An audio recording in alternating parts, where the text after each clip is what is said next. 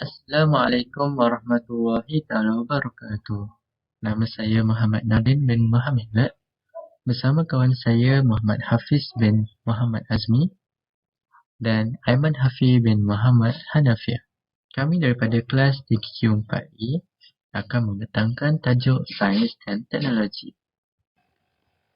Sains dan teknologi merupakan suatu proses untuk mencari suatu kebenaran yang disebabkan oleh pertanyaan manusia terhadap asal-usul dan tujuan kewujudan sesuatu di alam semesta.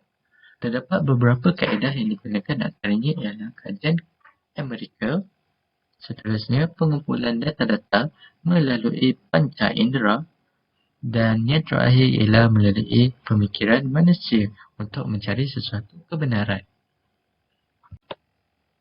Allah berfirman, maksudnya Allah memberikan hikmat kebijaksanaan, iaitu ilmu yang berguna kepada sesiapa yang dikehendakinya, iaitu menurut aturan yang ditentukannya lah. Dan sesiapa yang diberikan hikmat itu, maka sesungguhnya ia telah diberikan kebaikan yang banyak. Dan tiadalah yang dapat mengambil pengajaran dan peringatan melainkan orang-orang yang menggunakan akal fikirannya. Dalam surah Al-Baqarah ayat 269. Islam tidak menolak ilmu sains dan teknologi dalam kehidupan kerana ia dapat membantu memahami manusia, masyarakat dan kehidupan.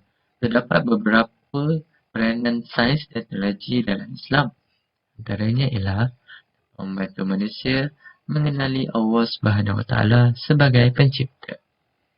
Selain itu, dapat membantu manusia memahami persoalan tauhid.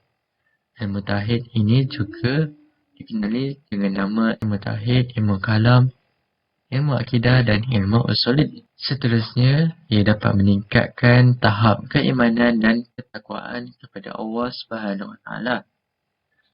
Selain itu, sains dan teknologi ini juga dapat membawa manusia bersifat tafakur. Tafakur adalah pelita hati. Jika takafur hilang dalam diri seseorang, maka hilanglah pelita hati dia. Dan akhir sekali, ia dapat membantu manusia memenuhi kesenangan hidup. Assalamualaikum warahmatullahi wabarakatuh. Nama saya Aiman Hafi bin Muhammad Hanafiah. Dalam video ini saya akan terangkan bahagian saya daripada kumpulan saya dalam tajuk Sains dan Teknologi. Baiklah, saya akan mulakan dengan tajuk pertama, iaitu dasar dan objektif falsafah Islam yang perlu diasaskan. Ada 3 dasar dan objektif. Yang pertama ialah ikhlas, iaitu melakukan perbuatan baik untuk mendapatkan keredaan Allah tanpa mengharapkan pujian daripada manusia. Yang kedua ialah tazakur, yang bermaksud peringatan dan iktibar. Yang ketiga ialah izzah, yang bermaksud kemuliaan atau jati diri Islam. Seterusnya, falsafah dan teknologi Islam. Falsafah dan teknologi dalam Islam. Baiklah, poin yang pertama, falsafah sains Islam menjadi pencetus kepada munculnya banyak kajian dan penemuan dalam bidang sains. Seterusnya, falsafah sains berpandukan Al-Quran dan Al-Sunnah. Umat Islam terdahulu telah memberi sumbangan pada dunia hari ini. Poin terakhir sekali ialah Islam melihat sains dan teknologi sebagai satu keperluan manusia.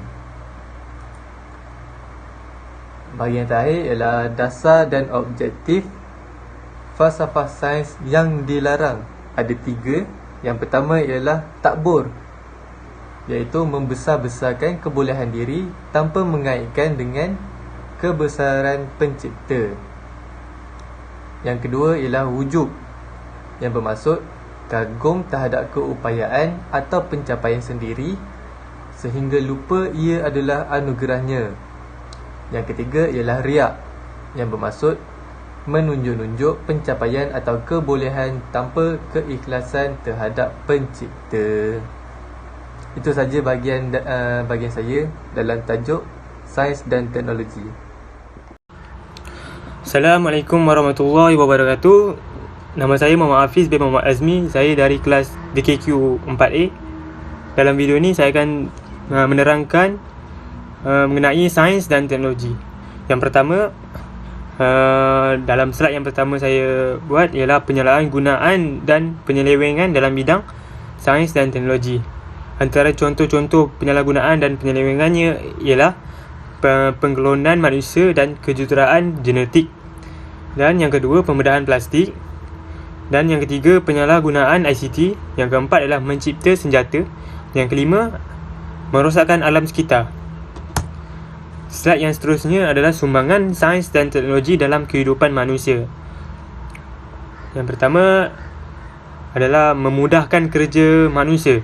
Antara contohnya adalah mengemas rumah menggunakan penyedut hampa gas ataupun vacuum.